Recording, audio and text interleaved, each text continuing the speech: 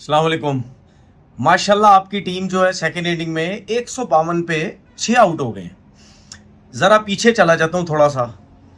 बड़ी बातें लोग कर रहे थे मेरे बारे में, क्या फ्लैट पिच की बात कर रहे हैं, फ्लैट पिच होनी चाहिए, ये पिच होनी चाहिए। मुझे लोग कह रहे हैं कि आपको पता लग गया फ्लैट पिच क्यों होती है, टेस्ट में ड्रॉ हो जाएगा, ये हो जाएगा। अभी थोड़ी देर पहले मैंने वीडियो बनाई, मैंने क्या बोला था कि जब इंग्लैंड के फास्ट बॉलर बॉल करेंगे तो देखना क्या होता है। पहले दिन या पहली इनिंग में जिस तरह पाकिस्तान के प्लेयरों ने बैटिंग की, उसके हिसाब से देख के तो लगता ही नहीं था कि 152 पे 6 आउट हो जाएंगे। अगर उस मैच के उस इनिंग के अंदर इंग्लैंड के फास्ट बॉलर्स ने जो मिस्टेक्स की हुई थी, वो मिस्टेक्स क्या थी कि वो विद इन स्टंप बॉलिंग अगर नहीं ज्यादा की उन्होंने, तो वो उनके लिए पहला पहला मैच था।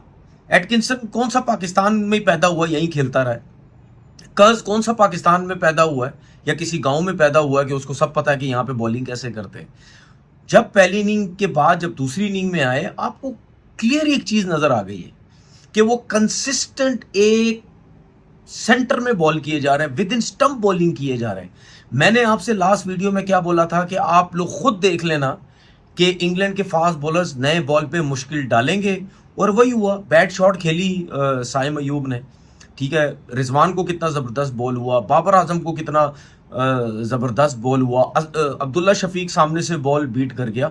अब ये जितने भी प्लेयर आउट हुए हैं, सबको विद इन स्टंप बॉलिंग हो रही थी। और हमारे प्लेयर क्या कर रहे थे, हमारे बॉलर्स क्या कर रहे थे? उसकी सबसे बड़ी वजह यह है क्योंकि हमारे बॉलर्स को फर्स्ट क्लास का एक्सपीरियंस ही नहीं है। जिस बॉलर को फर्स्ट क्लास का एक्सपीरियंस होता है, चाहे फ्लैट पिच हो चाहे बॉलिंग पिच हो, वो एक पेशेंस के साथ, स्पेशली ऐसी विकेट जो फ्लैट पिच है, अगर पेशेंस आपके साथ पास है और आपको ऐसी पिच पे बॉल करना आता है, अगर आपके पास स्विंग नहीं है, स्पेशली वो फास्ट बॉलर जो 125 से लेकर 135 के बीच में बॉल करते हैं, उनको बॉल कट करना आना चाहिए। कट करने की भी एक प्रैक्टिस होती है।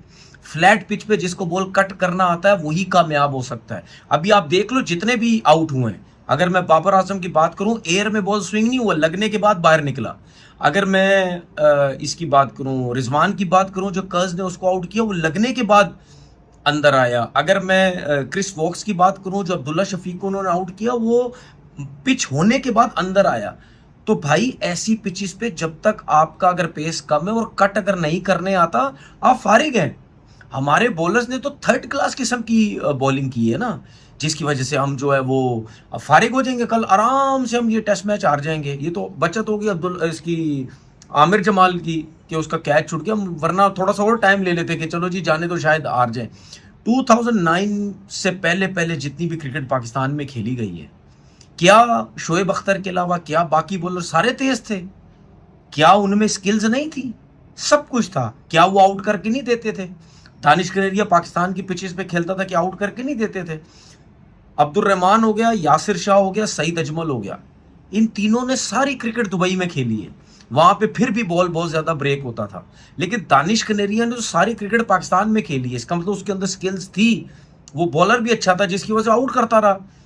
ऐसी पाकिस्तान की पिचेस में हमें भी पता है यार, हम भी डोमेस्टिक क्रिकेट खेले में, हमें भी पता है कि ऐसी पिचेस पे आपको एफर्ट करनी पड़ती है। ऐसी पिचेस पे अगर आपके पास क्वालिटी नहीं होगी, आप नहीं आउट कर सकते, चाहे स्पिनर है चाहे फास्ट बॉलर है। आपको ये इंग्लैंड के फास्ट बॉलर ने बॉलिंग करके बता दी ना। आप कर्ज को देख लें, 140 141 पे आई थिंक गया है, वो 140 प्लस गया है। तो क्या वो जान नहीं मार रहा? तो वो क्या इंग्लैंड की पिचेस पे गेंद कर रहा था? उनमें तप्पड़, हिम्मत, फिटनेस, पेस है, जान है, तो इस विकेट पे वो जो है वो बॉल कर रहे हैं ना। ऑस्ट्रेलिया इससे पहले आई पाकिस्तान में, फ्लैट पिच थी, हमारे बैट्समैनों ने रन किए, उन्होंने भी किए, लेकिन जीता कौन? ऑस्ट्रेलिया, क्योंकि उनके फास्ट बॉलर्स में जान थी। उन्होंने इन फ्लैट पिचेस पे भी आउट करके दिए, उन्होंने उनके स्पिनर्स ने भी उनको आउट करके दिए। इंग्लैंड से व्हाइट वॉश हुए। इंग्लैंड ने क्या किया जो लास्ट ईयर टीम आई थी? हमारे बैट्समैनों ने भी रन किए, उनके बैट्समैनों ने भी रन किए, लेकिन वो जीते कैसे? उनके उनके फास्ट बॉलर्स ने, ऑली रॉबिन्सन ने कितनी जबरदस्त बॉलिंग की नए बॉल से। एंडरसन, जेम्स एंडरसन ने नजर आया आपको। मार्क वुड जो इन पिचेस पे तेज गेंद करके हमारे बैट्समैनों को आउट करता रहा। तो क्या उनके पास क्वालिटी थी ना? वो क्या जब बॉलिंग करने आते हैं, वो क्या घासली पिचे पे आते हैं बॉलिंग करने? हमें क्या प्रॉब्लम होती है? क्योंकि मैं पहले भी बता चुका हूं, क्योंकि Naseem Shah Shaheen first class cricket ही नहीं खेली हुई इन लोगों ने।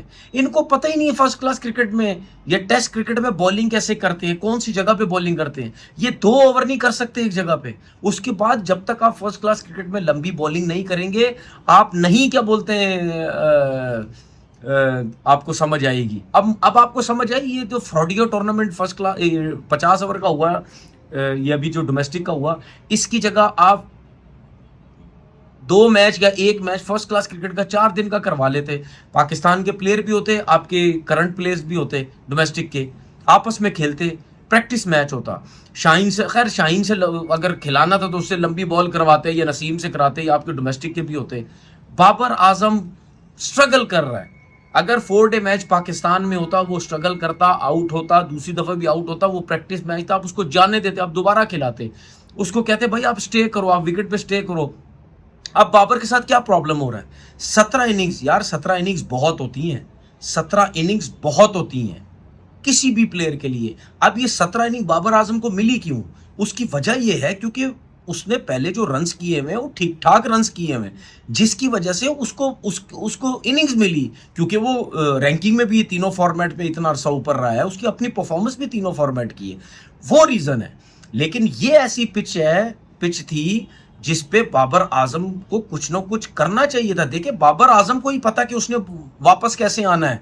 जो इस प्रॉब्लम में वो चला गया, वो मेंटली डिस्टर्ब हुआ है, या किसका प्रेशर है, या कप्तानी उससे ली गई, या हालात जो टीम के ठीक नहीं थे, इनके आपस के मसले थे, उस वजह से वो प्रेशर में गया हुआ है।